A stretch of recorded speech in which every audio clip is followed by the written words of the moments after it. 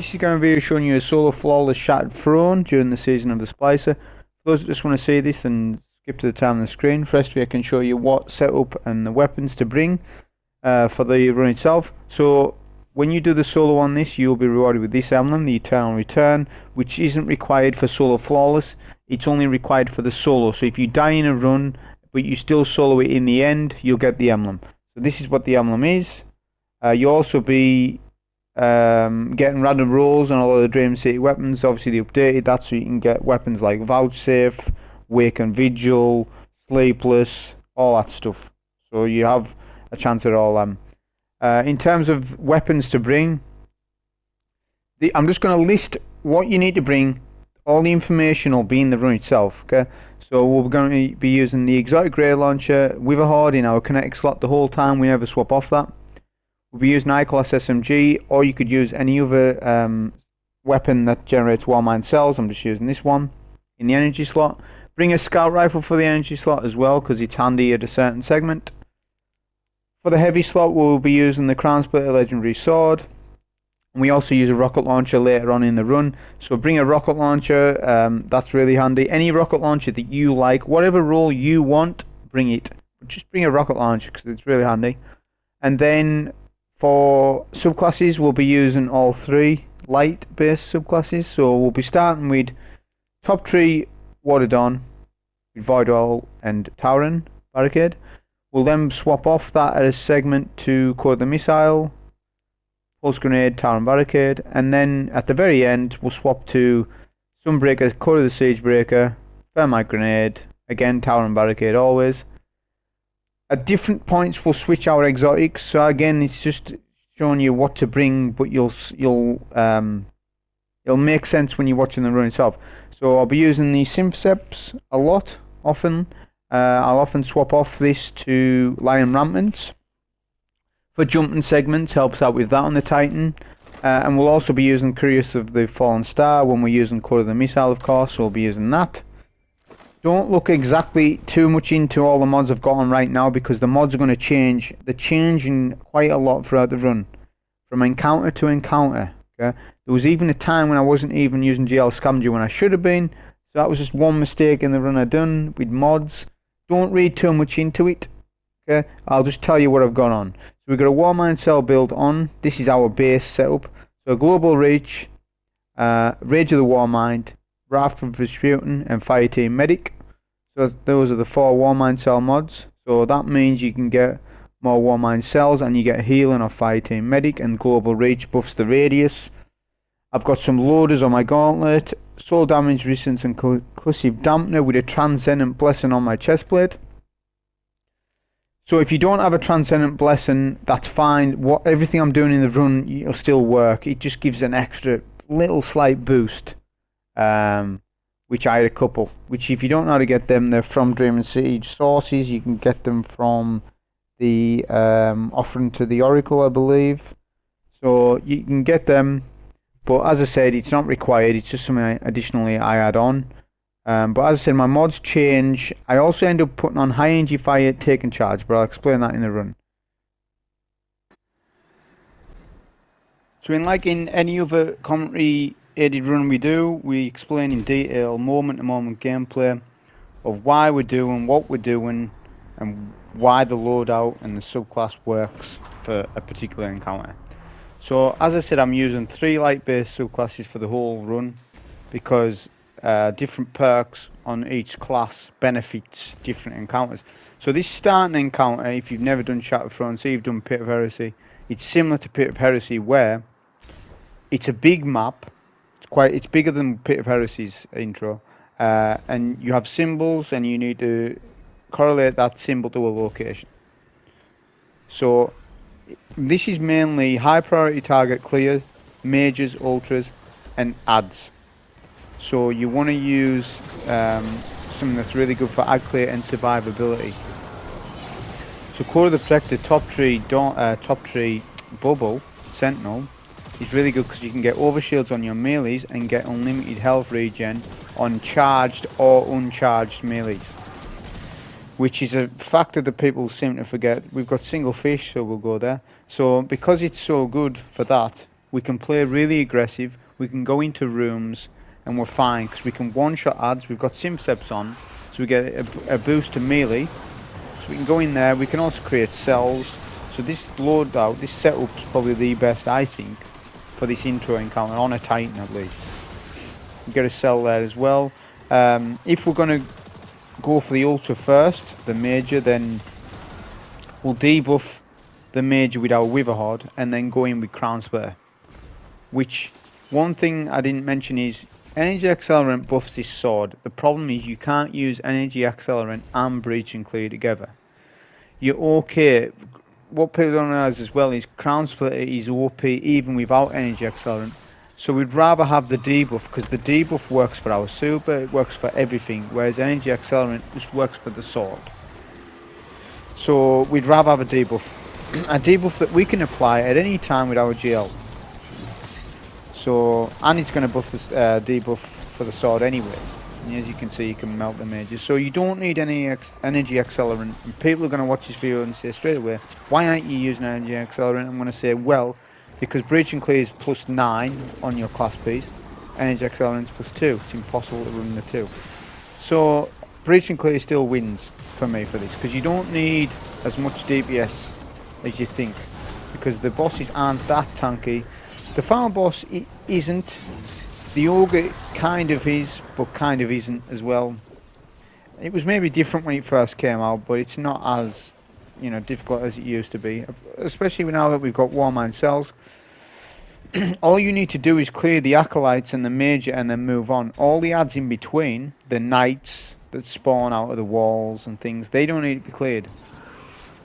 The snipers on, if you know where Tower of the Sky is, on that particular side can be dangerous, because there's a bunch of snipers.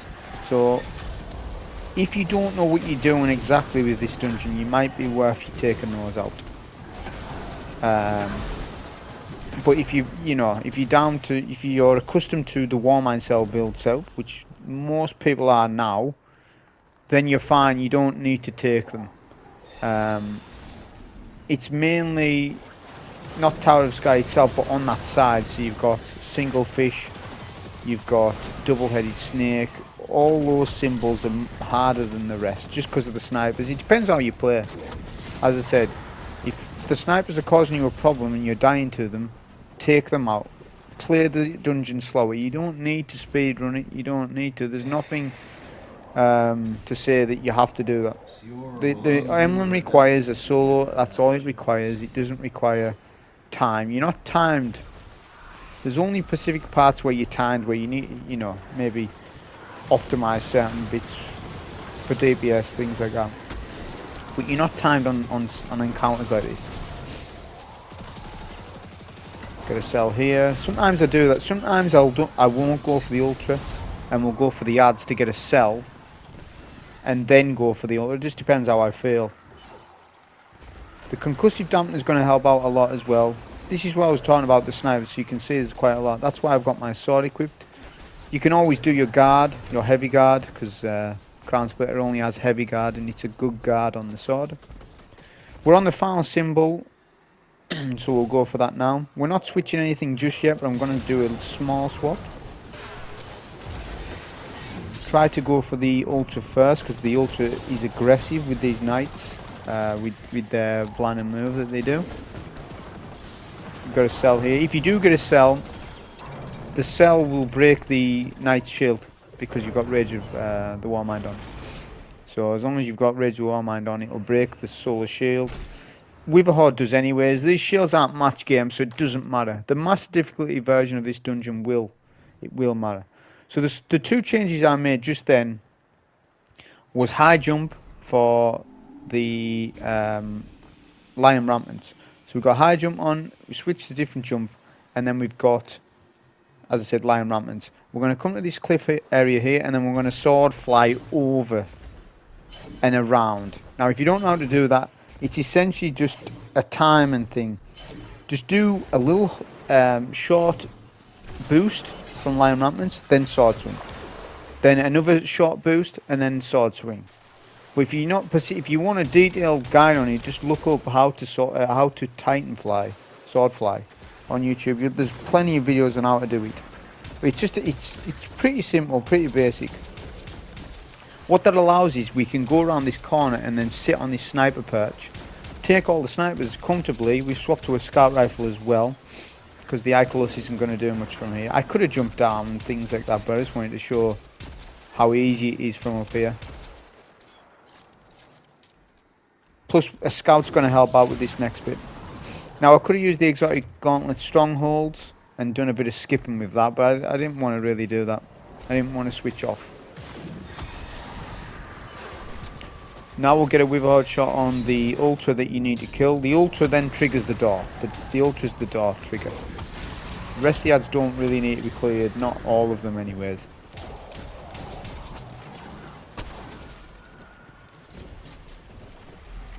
Now that that's done, we'll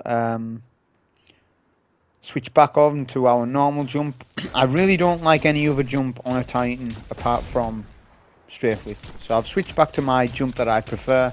If you like to play with catapult, high jump, whatever jump you like to play with, just use that. That's fine. If you want to stick to the sword flying technique, you can, because you can use it for this next bit. But I'm not going to show the sword flying technique on the next bit because it's a long distance. So you need to really be mastered at it. Whereas what I've just done there, going off that cliff and round the corner, even if you don't really know how to sword fly, an amateur person at it can still get round there. It's not much of a distance is what I'm trying to say. Someone new to it can get round there. And if you can't, take the slow route. Your run's going to be longer at that point. So we're just taking some of the initial snipers from this room here.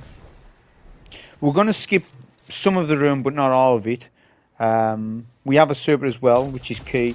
Make sure you do, because it's going to enable you to skip the ads at the back of the room. Again, if you don't, it would be just a case of manually ad clearing, like what I'm doing here, using your scout. This is why we brought a scout with us, because the SMG isn't going to do much for all these ranged ads. That's why we skip to the scout. We don't need cells for this particular moment in time, so it's fine just to switch over.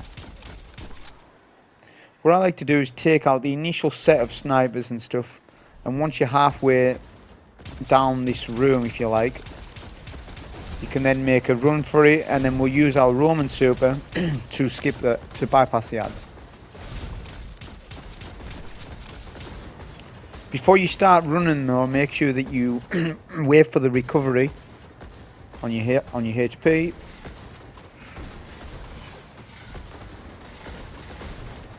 And then try and leave it as late as possible, but not too late, and then you can just use your super. You will still take damage from the snipers, but you obviously get a buff to damage resistance while you're in your super. That's why Roman supers are good for skipping certain encounters like that.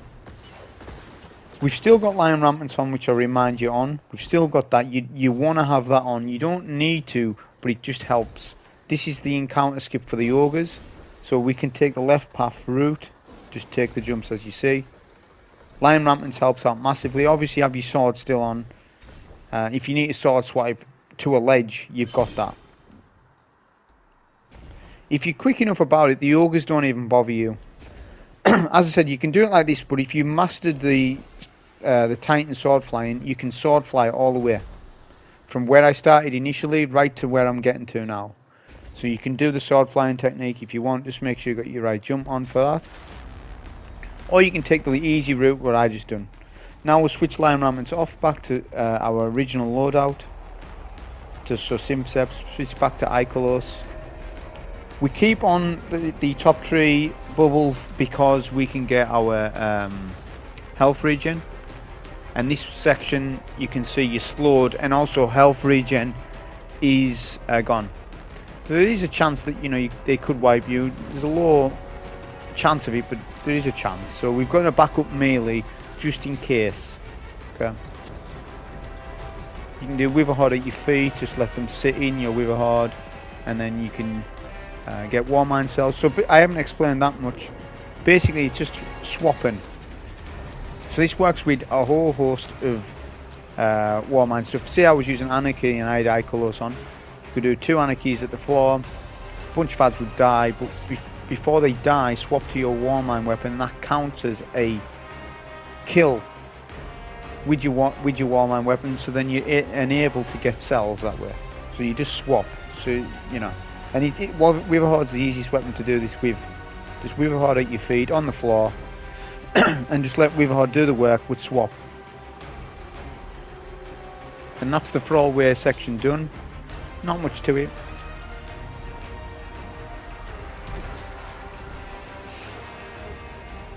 Then we'll swap our subclass choice, as this is what I was saying. That's the thing with Shattered Throne, is each encounter is varied massively in terms of what works and what doesn't. So I've put on Coiling Missile so we can start getting super credit early, because you do want a bit of super before you start the Ogre fight. I like to come this left side so we can skip a bunch of the ads and the walls on the outside, because there's a danger they may knock you off if you don't know what you're doing. This side's easier. I always find coming through this way is a little bit better. I haven't put on my the Fallen Star exotic yet. The reason for that is this. I don't have a solar one. I have an arc one, which means it's arc damage resistance. Solar damage resistance helps out massively for the Ogre fight, the first boss. So I've kept on my regular solar chest plate. Still got Core of the Missile on, but we just haven't got the star on. We're not going to use our super anyways till we get the boss. We can then swap off our regular chest plate with solar resistance on, and then put on the Fallen Star for when we want to do DPS. So that's the only reason. If I had a solar Fallen Star, like a good one, then I would just use that, but I didn't. Not only that, we've got this solar normal chest plate has Transcendent Blessing on, so we're going to get a bit of a benefit while we're clearing the wizard. So this is very important that you clear this wizard. The first wizard that spawns, you need to melt. If you don't, you're going to be in a bit of trouble. So it's very easy to do that though. Just do a Witherhoard at the floor, a Witherhoard body shot. That will then get you your cell. Shoot the cell, that clears all the ads. That means this quarter of the room, because it's split into 4 quarters, this room's safe. This part of the room's safe. You can then move to the next. Obviously how this works, if you don't know, is each wizard you clear gives you a petitioner's mark. You need 4 petitioner marks to get the ultimate buff, to then slam in middle on one of the pillars to then take the boss's shield away. That's the whole mechanics of this fight. But you have a count arm, so your time. This is what I was saying. So this is one of the only parts of the dungeon where you're properly timed, where you really need to optimize what you're doing. So I like to work my way around the map from, you know, back, middle, left, and then all the way around like that. Let Witherhoard and your Icolos SMG do a lot of the work. If you are going to come in close, make sure you use your sword. You can one-shot the wizard almost with your sword, basically. But always keep an eye on your timer. You know, you need to be on the ball with this. If you don't want to do it like this, you can do it slower and then just clear all the ads. But do not kill the wizard. Problem with that is you're leaving wizards up and the ogre's hitting you, so it can be dangerous. If you do, the quicker you play with it, the safer it is. We'll switch to the exotic chest plate, as I mentioned. We'll get the dunk. Witherhoard first, then we swap to Icolos. Take out the void damage that he does to you, the void balls, because they do massive damage. Let Witherhoard do its work. Just wait on your super until the boss is around a third taken off. You can then finish with your sword. You'll get the overshield from Cuirass when it's on impact. You can then, if there's any HP off the ogre left, you can just finish with your sword. That's why we kept the sword on for this. We then switch off to the subclasses that we need. So we need bottom tree Sunbreaker. We want a rocket launcher, but we're going to keep on Witherhoard and the Icolos. Any heavy drops you get in this room help out for the final boss. So I had a brick on the floor there. I had rocket launcher scavenger on my boots at the time, because I put that on Lion Rampants because I knew I would be swapping to that. So I got 4 rockets there from 1 brick. That's because I have field prep. Oh no, do I have field prep? I can't mind if I have field prep on this rocket or not. Yeah, I do. So I've field prep on this rocket launcher plus rocket launcher scavenger. That means that you get 4 rockets per heavy brick. So it works out really good as well, the rocket, because if I was, say, having a linear, I might have to farm more bricks to get to max ammo capacity for that weapon. You can sword the farm boss as well. You could do it like that, but I think this strat's just going to be way easier for 90% of people when they're wanting to do this. The sword's dangerous. It's a dangerous strat, and we don't have passive guard this season. And plus we're using Witherhoard, so we'll just play from range. We went back to Lion Rampant. You need that on, because I'm going to show you all the skips. So this part you can skip. Do a solar nade halfway through. You're on bottom tree, so you get health regen for solar kills. It means you can get through this section really easy. Even if you mess up, you're still going to get that regen and get past. We're going to skip this next part as well. The major skip's coming up, which I'll point out when we get to it. Jump over the solar captains because they do their blinding move. You don't want to get blinded too much. Looks like concussive dampness helping out with the blinding anyways. So that's another reason. Always rocket concussive. Unless in certain situations you're in a nightfall and you need double burn, you need double solar, double arc, double void. Generally always use concussive for no matter what you're doing in this game. Jump over these 2 solar knights. There'll be a solar knight here as well. Inside, once you get inside, just jump over him. And then you want to just walk, run up the Thrall way, up the Thrall stairs. And then this is where the skip is. If you don't use the skip, you're going to have to do the taken walls to our right. If you know how to do that, that's fine. But this is really easy to do. Just come onto this little rock here. And then just jump. Your jump will carry you to the broken stairs here. You've then just skipped. You've saved yourself a lot of time. And you need Lion Rampants to do that jump. You're going to struggle without it. May be possible, but just put Lion Rampants on. It'll make your life easy. We'll do a solar nade at our feet. That then procs the sunspots from bottom tree. And then we can do all our mods. So basically, while we're doing our mods, adds are dying. Thrall are dying in our sunspot build. Okay, so I know I'm not going to die because I'm sitting in a sunspot and the Thrall just keep coming in. It gives me time to switch all my mods off. So, as I said, I had wrong mods on. I had a rocket launcher scavenger for the whole run. Just shouldn't have done really. That's fine. So we're switching, and what we're doing is we've got a grenade launcher scavenger, a rocket launcher scavenger with the taken charge, high energy fire. We've still got some of our Warmine build on, but not all of it, because you can't fit it all in. You've got 5 slots. So 2 of the slots are for take and charge, high energy fire. The reason why we do that is we get a damage buff to Witherhoard on the knights. That's 20%. That's very substantial, and it makes it really easy if you do this. So we just get a double kill. Charge of light. You'll know if it's charge of light because you proc on your screen and your gun will glow white. The thing is, the high energy fire is a weapon buff. So if you get a kill with a super, that does not consume the high energy fire because it's an ability kill. As I said, we're on bottom tree hammers. The reason why we're on bottom tree hammers is because it's a ranged super.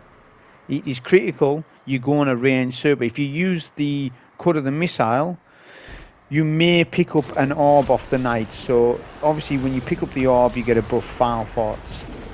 If you picked it up too soon, it can screw your run up the timing. So we do a Witherhoard to each knight, then we proc a super. Biotic enhancements are on the sides, we'll get the 50% damage buff. We just keep using our hammers constantly. That will then clear out most of the knights. There might be some of the knights, 1 or 2 are left. That's fine, just jump over. If you get a cell, shoot the cell. That will clear out the full room. We've cleared all knights, easily done. As I said, just 3 or 4 Witherhoard shots each. Then we'll use the pillar. So there's a pillar left and right, choose one of them. Because we're on a tank, we don't have healing, we just use rockets and Witherhoard. And that will do your DPS easily. You see I'll finish with nearly 20 seconds almost with damage. But that was how you do the Solo Flawless on the Shattered Throne during this season. Hope you enjoy. Thank you.